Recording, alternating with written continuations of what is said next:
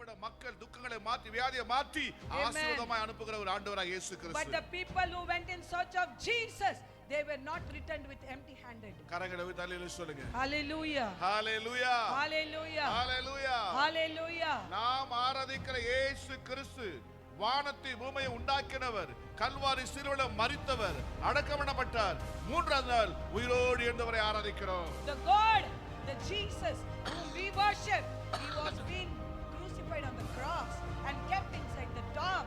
The third day he triumphed over the death and the grave, and he was being resurrected. His name is Jesus. Amen. Hallelujah. Hallelujah. ஏசாயா 45ஆம் அதிகாரம் 2ஆம் வசனம் வாசிக்கும் பொழுது, The prophecy book of Isaiah chapter 43 வாசிங்க. verse 40:2. 45 verse 2. ஆண்டவர் சொல்றாரு, நான்